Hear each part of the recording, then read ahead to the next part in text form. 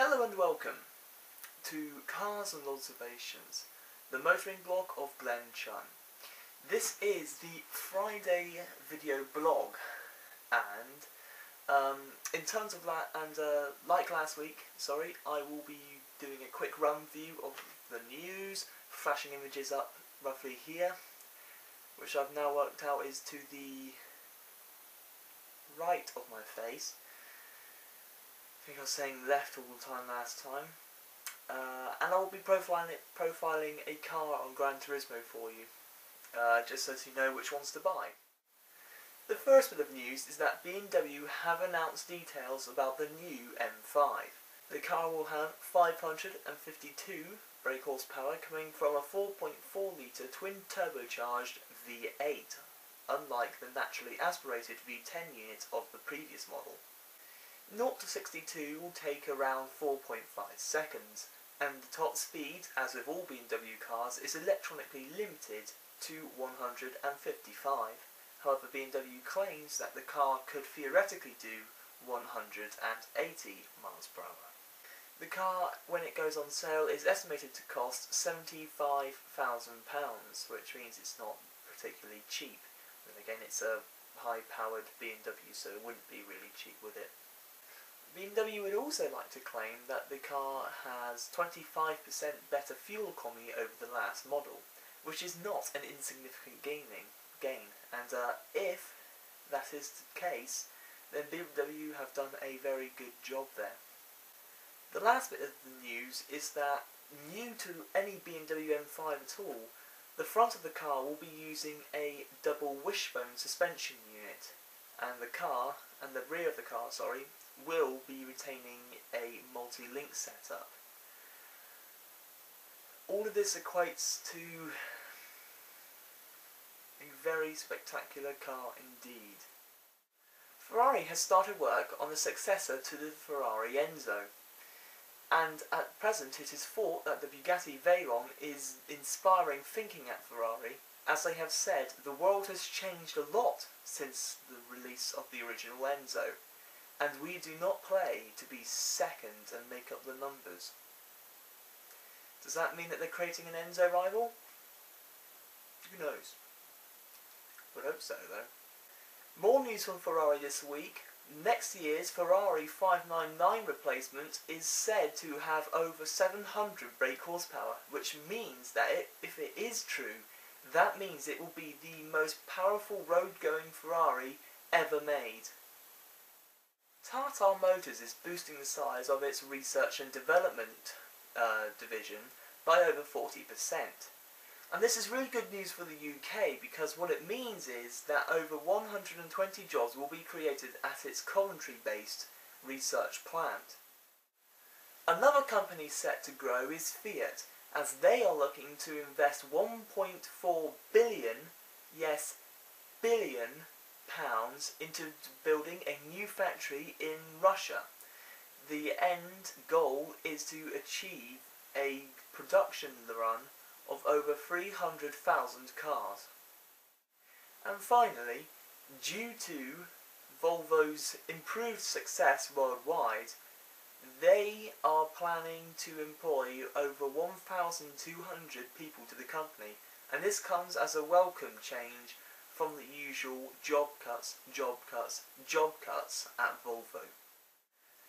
And that concludes what has been actually quite a quiet week for car news in general, really. Haven't really got much to say on that. I think the news of the most powerful Ferrari ever is good. I'm looking forward to whenever the Ferrari Enzo comes out, because a 599 replacement. Oh yeah, I think we need, a Veyron rival. I think we need another one of those, don't we? Of course, the more detailed news on the BMW M5, which is good. I've never been the biggest fan of the M5, if I'm honest. I've always been a bit more of an M3 man myself. But for now, it's time to get on and profile a car on Gran Turismo. I'm going to have to put my glasses on for this, as I cannot see the screen without them. Today, in order to be I suppose, ironic, and in honour of the main news story for today, I will be profiling the old BMW M5 on Gran Turismo. So let's see what we make of it. Well, first things first is that the car used a 5-litre naturally aspirated V10 unit, producing 500 brake horsepower. Of course, the end result of that is dramatic performance, really quite dramatic. This thing, rather like the Jaguar XKR from last week, flies. It flies. There's no other way of putting that. And of course, with all that power, you're going to feel it in the corners a bit. And you do. Every time you put your foot down on the throttle, you tend to feel a bit of, well, what shall we say, a bit of a slide coming on. Particularly in the slow speed corners. In the high speed corners, not so much. The traction tends to rule out. And now that I've started to talk about handling, it might be a good idea to continue with the theme. This thing is actually very, very good. For a big, heavy car like this, it is quite simply sensational. It really is sensational. The front end just noses in, no problem at all. Just darts in there. It belies its size. It doesn't feel like a big car. Whether or not it does in real life or not, I don't know. But on this, it doesn't feel like a big car in any way. The rear, well, it's planted. I know I talked about you being able to really take the rear and slide it out wide a lot, but the fact of the matter is, it's actually not that bad at all. It really is quite well planted. I've just thrown it into that corner and it stays. That was just me being very, very stupid there. Holding itself quite nicely in this long left-hander. No weight, no weight's not going to pull it out of line. Absolutely incredible, this thing. It's quite easy to drift as well, actually. So most cars in this game, they're not easy to drift. Well, not with the steering wheel that I'm using, but this is. In the biggest way, it is. And unlike the Maserati review from last week, I haven't actually crashed once. And that's quite something, actually. That says something about the handling of this car. It's actually very, very, very difficult to crash. I'm not doing the best driving here at all, but I'm driving my best laps, but to be honest, they're not bad. The BMW M5, as with the Jag from last week, is one of the game's premium cars, which means that you get to drive from inside, which is nice because, to be honest, I don't really like driving them from outside once I've driven them from inside, so the fact that the M5 is inside is good.